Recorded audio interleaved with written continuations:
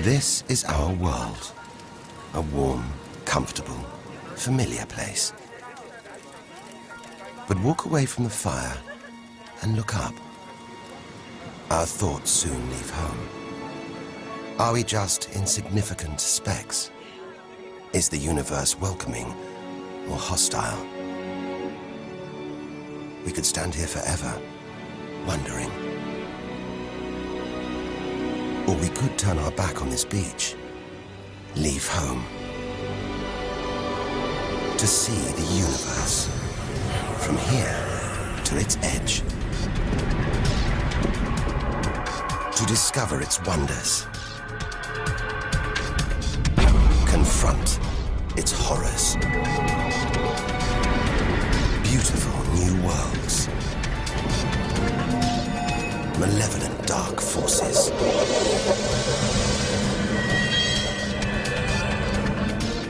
The beginning of time. The end of the world. Would we have the courage to see it through? Or would we run for home? There's only one way to find out.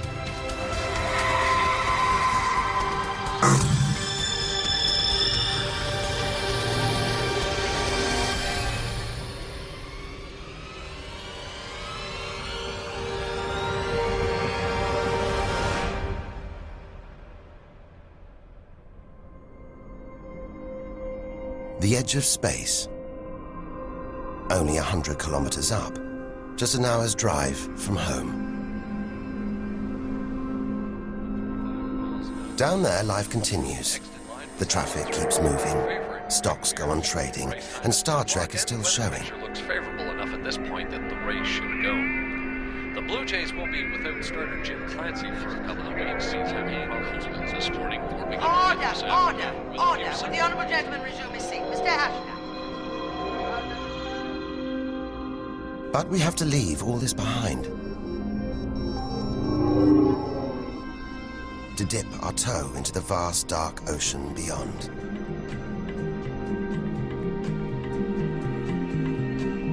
Into the shallows. Not too far from home.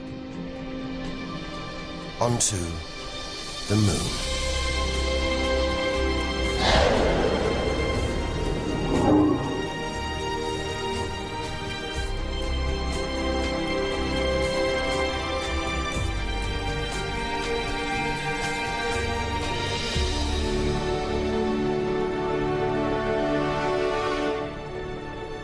Dozens of astronauts have come this way before us. 12 of them have walked on the moon itself.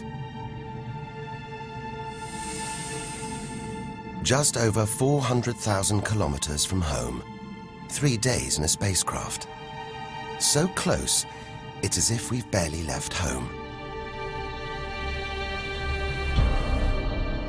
Familiar, safe, within sight of Earth.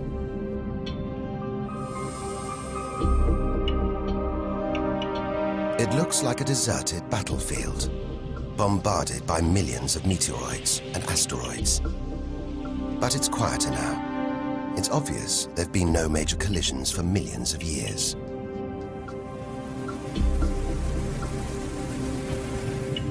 This brings back memories. The Apollo 11 lunar module. Neil Armstrong's first footprints. Looks like they were made yesterday. There's no air to change them. They should survive for millions of years. Maybe longer than us.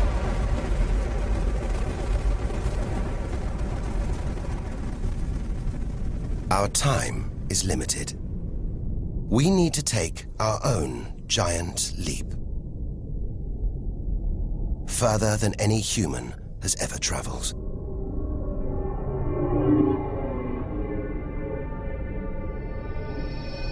Out of the darkness, a friendly face. The goddess of love. Venus. The morning star. The evening star. Sometimes she welcomes the new day in the east, Others, she says goodnight in the west. The planet's spectacular yellow clouds reflect the sunlight. That's why this is the solar system's brightest planet. A sister to our planet. She's about the same size and gravity as Earth. We should be safe here. But the Venus Express space probe is telling us these dazzling clouds are made of deadly sulfuric acid, that the planet's atmosphere is choked with carbon dioxide. It's ringing alarm bells.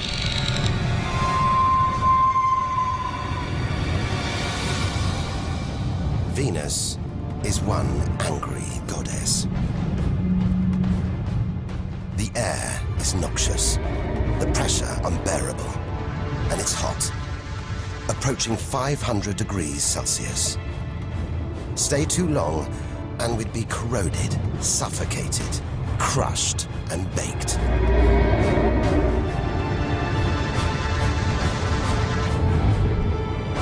Nothing can survive here. Like this. It's a Soviet Venera robotic probe.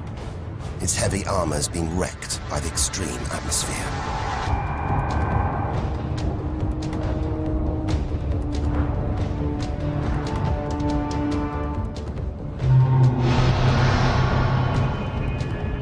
So lovely from Earth, up close, this goddess is hideous.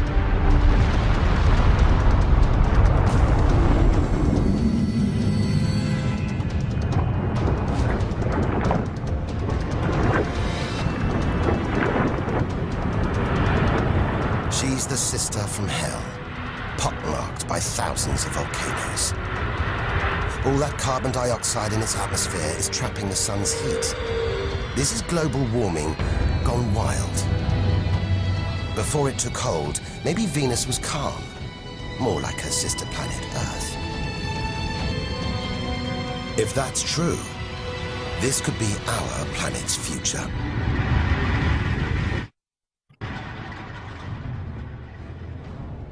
Beginning to think we shouldn't be out here, that we should turn back. But there's something hypnotic about the sun. Like Medusa, too terrible to look at, too powerful to resist, luring us onwards. On, like a moth to a flame. Dwarfed by, scorched by the sun, it's Mercury. Get too close to the sun, this is what happens. Temperatures swing wildly here. At night, it's minus 170 degrees. Come midday, it's 400 plus. Burnt, frozen, and look at those scars. A sign that Mercury had a violent past. The Messenger space probe. It's telling us something strange. For its size, this little planet has a powerful gravitational pull. It must be heavier than it looks. It's like a huge ball of iron, covered with a thin veneer of rock, the core of what was once a much larger planet. Maybe a stray planet slammed into Mercury, blasting away its outer layers in a deadly game of cosmic pinball. Whole planets on the loose, destroying anything in their path, even entire planets. And we're in the middle of it. Vulnerable, exposed, small. Everything is telling us to turn back. But who could defy this? The sun, in all its mesmerizing splendor. Our light, our lives. Everything we do is controlled by the sun, depends on it. And more than that, it's the Greek god Helios driving his chariot across the sky. The Egyptian god Ra, reborn every day. The summer solstice sun rising at Stonehenge. For millions of years, this was as close as it got to staring into the face of God. 150 million kilometers from home, a 20-year journey by plane. Switch it off, and it's so far away, we wouldn't know about it for a whole 8 minutes. It's so big, you could fit 1 million Earths inside it. So heavy, its gravity controls the entire solar system.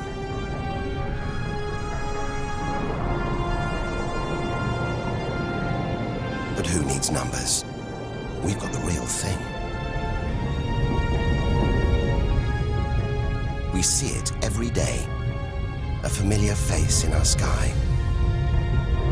Up close, it's unrecognizable.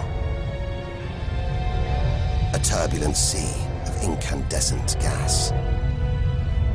The thermometer rises to over 5,000 degrees. Down in the core, it's got to be tens of millions of degrees.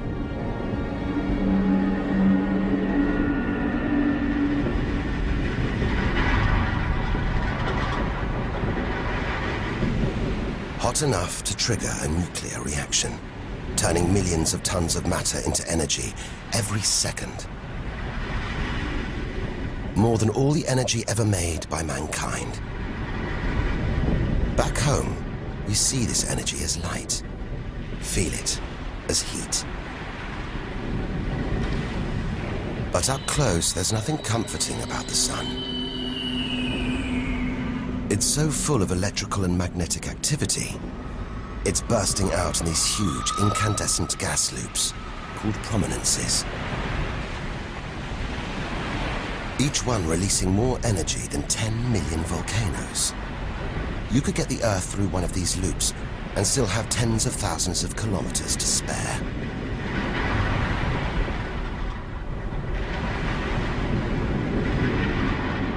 And where they burst through, it's exposing the cooler layers below, making sunspots. They're a fraction cooler than their surroundings. It's why they look black, but they're still hotter than anything on Earth.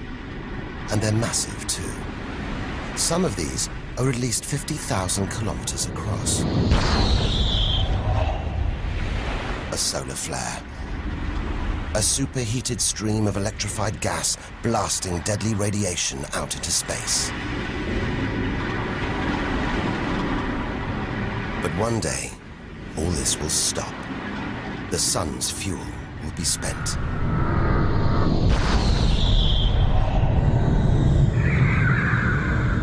When it dies, that'll be it for the Earth as well. This God creates life and destroys it, demands we keep our distance.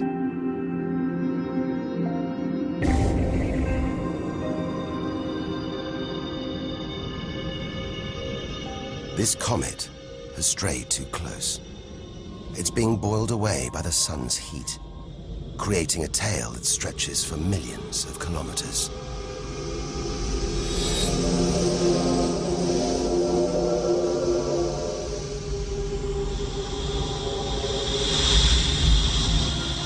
It's freezing in here. There's no doubt where this comet's come from. The icy wastes of deep space. But look at all this steam, the geysers and dust. It's the sun again, melting the comet's frozen heart. A kind of vast, dirty snowball, covered in grimy tar. Tiny grains of what looks like organic material, preserved on ice since, well, who knows when. Maybe even the beginning of the solar system.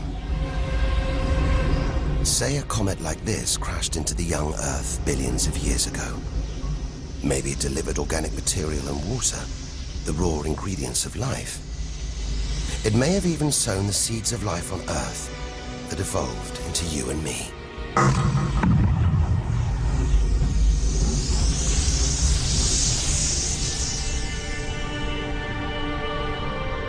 But say it crashed into the Earth now. Think of the dinosaurs, wiped out by a comet or asteroid strike. It's only a question of time. Eventually, one day, unless we can find a way to protect ourselves, we'll go the way of the dinosaurs. The Earth is safe. For now. But if life on Earth was obliterated, we'd be stuck out here, homeless, adrift in a hostile universe. We'd need to find another home. Among the millions, billions of planets, there must be one that's not too hot, not too cold, with air, sunlight, water, where, like Goldilocks, we could comfortably live.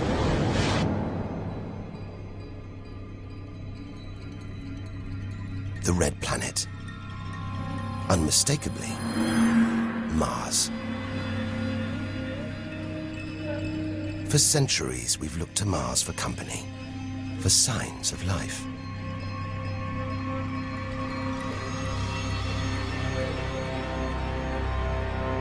Somewhere down there could be extraterrestrial life. But are we ready to find it?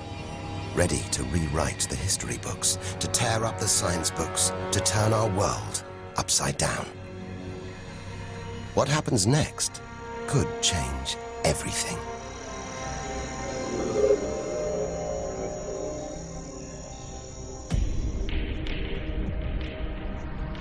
More than any other planet, Mars captures our imagination. Think of sci-fi films, comics. What follows? Martians. It's all just fiction, right? But what if there really is something here? If there is, it's living on a dead planet. The processes that make Earth habitable shut down hundreds of millions of years ago here. Red and dead. Mars is a giant fossil.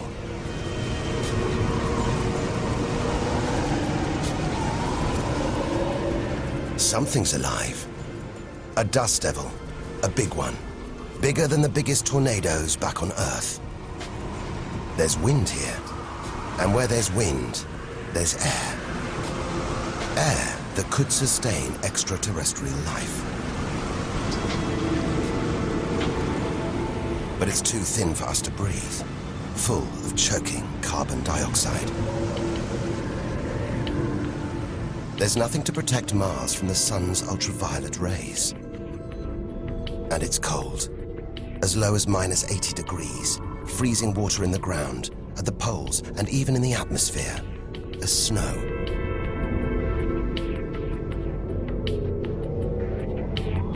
It's hard to believe anything could live here. But on Earth, there are creatures that survive in extreme cold, heat, and even in the deepest ocean trenches. It's as though life is a virus. It adapts, spreads. Maybe we're carrying the virus of life across the universe right now. Even in the most extreme conditions, life usually finds a way. But on a dead planet, with no geological activity to replenish the minerals and nutrients in its soil, no heat to melt its frozen water, and all this dust, it's hard to see where we're going.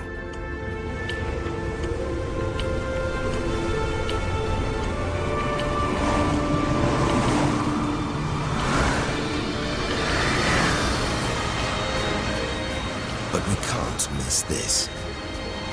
Olympus Mons. A vast, ancient volcano. 3 times higher than Everest. So wide, it would stretch almost all the way across Spain. Since its discovery in the 1970s, it's been declared extinct.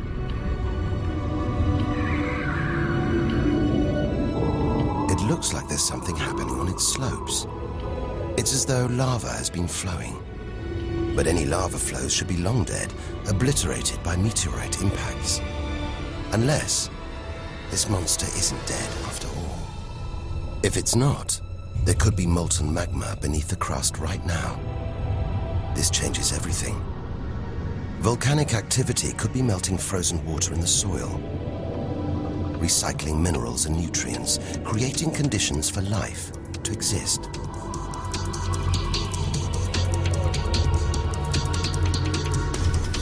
This makes the Grand Canyon look like a crack in the pavement. It goes on and on. So far, it would stretch all the way across North America. But look, signs of activity, erosion, and what looks like dried up riverbeds on the canyon floor. Maybe volcanic activity melted ice in the soil, sending water flowing through this vast canyon. Activity that we now know could still be melting ice, creating water. And where there's water, there could be life. If we can find running water, there's a chance we could find living creatures. Trundling across this desolate landscape, the NASA rover Opportunity. It's finding evidence that these barren plains were once ancient lakes or oceans that could have harbored life.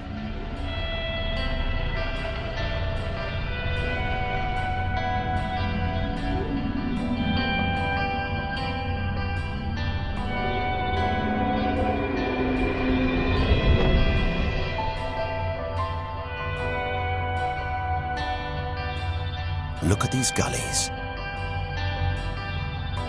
When probes orbiting Mars pass over them, they keep spotting new ones. More proof that Mars is alive and kicking. That there may be water flowing beneath the surface, creating these gullies. Water which could be sustaining Martian life.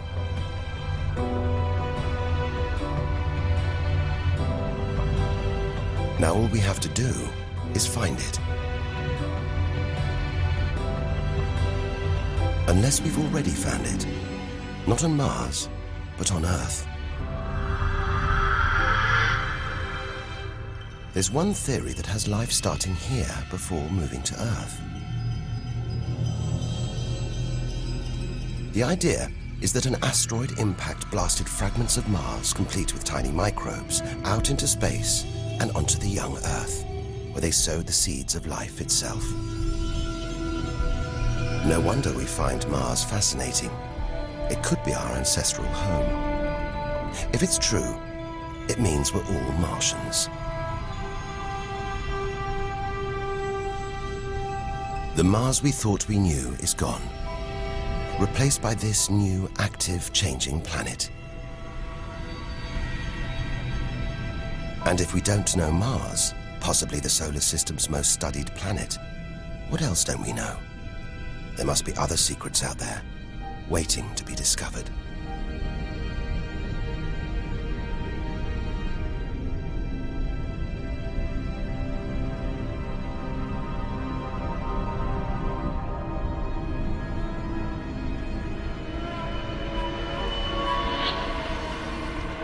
This is getting scary. It's like being inside a giant computer game.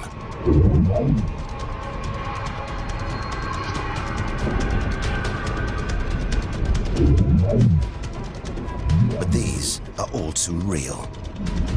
Asteroids, some of them hundreds of kilometers wide. This one must be about 30 kilometers long. And look, perched on it, a space probe. Can't have been easy parking on an asteroid traveling at 80,000 kilometers an hour. It's a lot of effort to investigate some rubble. Rubble that regularly collides, breaking up and raining down on Earth as meteorites. Magical tokens, supernatural omens, and more than that. Turns out it was rubble like this that came together to make the planets, including our own.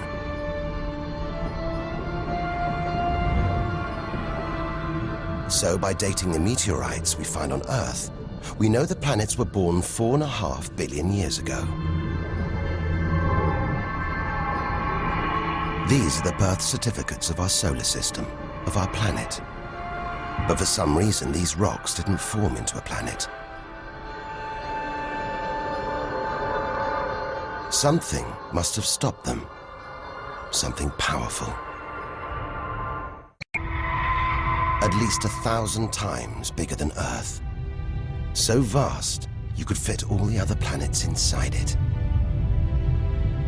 Something this big is going to have a major effect on its neighbors. Its gravity is stopping the asteroids from forming a planet. And just look at it. It's stunning.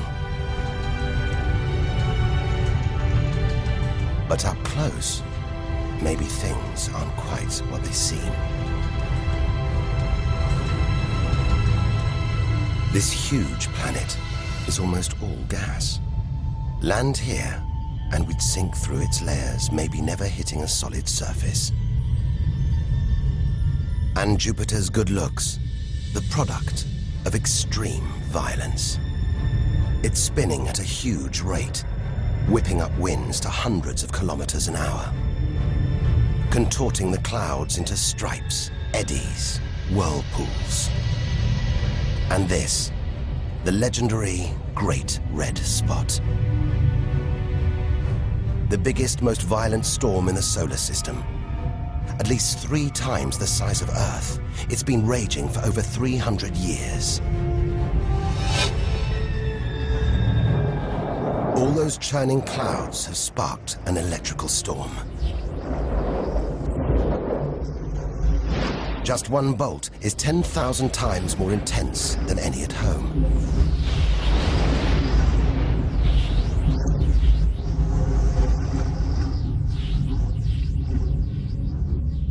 It seems the best place, the safest place to see Jupiter is from a distance. That's just beautiful, dancing round the poles like the aurora back home. But the Geiger counter is going wild. It seems even these are deadly, generated by lethal radiation pulled from space by Jupiter's powerful magnetic field. We're beginning to realize out here, nothing is what it seems. The universe is full of contradictions, deceptions, traps. Right now, we need a safe haven, somewhere to find our feet, catch our breath. Maybe this, the multicolored moon Io, is it?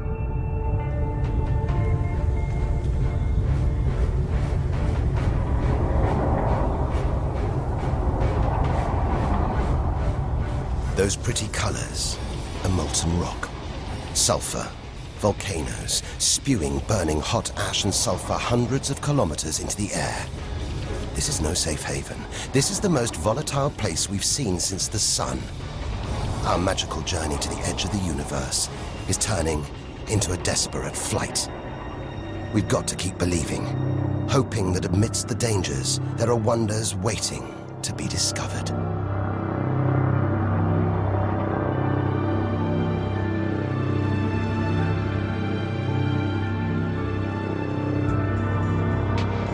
$650 million kilometers from home. What a weird-looking place. And yet it looks strangely familiar.